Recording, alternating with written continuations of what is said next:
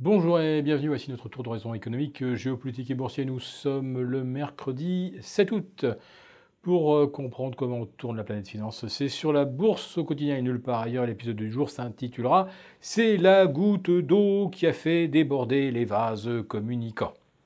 Bon allez, je vous épargnerai la vanne, c'est la goutte d'eau qui a mis le feu aux poudres ou l'étincelle qui a fait déborder le vase. Mais ce dont je veux vous parler, c'est ce phénomène de vase communicant qu'on observe presque systématiquement à chaque fois que Wall Street a peur de faire un faux pas et de déraper en dessous de ses supports, on vient vendre des titres d'abord en Asie, puis ensuite on liquide en Europe, et puis on rapatrie tout le cash à Wall Street et on soutient coûte que coûte le S&P, le Nasdaq.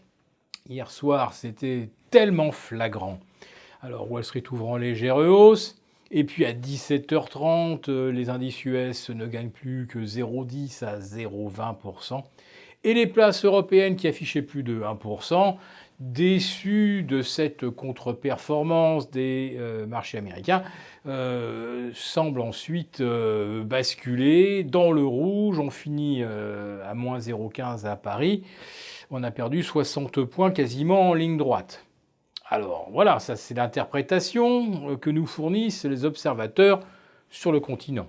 Déçus par Wall Street, les places européennes n'ont pas réussi à conserver leurs gains. En réalité, c'est pas comme ça que ça s'est passé.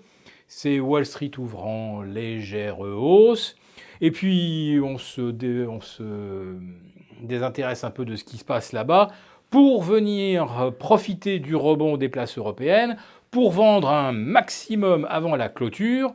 Et dès que la clôture des places européennes est actée, eh bien, comme par hasard, à 17h38, les indices US ont entamé une hausse linéaire jusqu'à 22h, où ils ont terminé au plus haut. Vous avez bien vu le truc. Une heure de consolidation quasiment rectiligne sur les places européennes jusqu'à 17h35, et ensuite 3 heures de hausse rectiligne sur les indices américains. Voilà, hier c'était flagrant.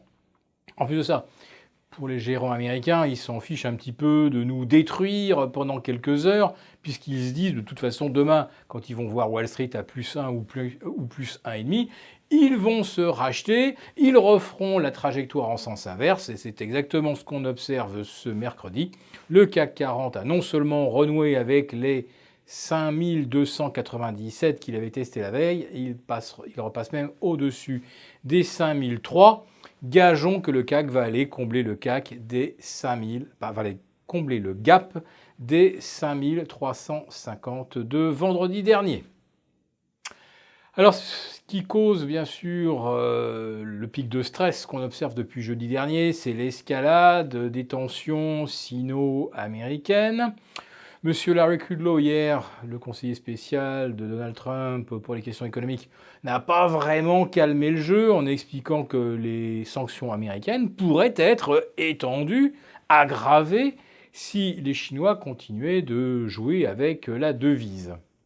Mais je le répète, le yuan n'a même pas perdu 2% depuis que M. Trump a déclenché l'offensive. C'est géré de façon très précise par la Banque centrale chinoise, qui est d'ailleurs intervenue ce matin même sur des produits dérivés pour bien encadrer la fluctuation du yuan et surtout la maintenir dans une fourchette de 2% par rapport à son précédent plancher, qui a duré d'ailleurs pendant 2 mois, autour de 6,90. On voit très très bien l'intention des Chinois, c'est de démontrer qu'en ne laissant pas le yuan perdre plus de 2%, il ne rentre pas en fait dans la catégorie des pays qui manipulent leur devise.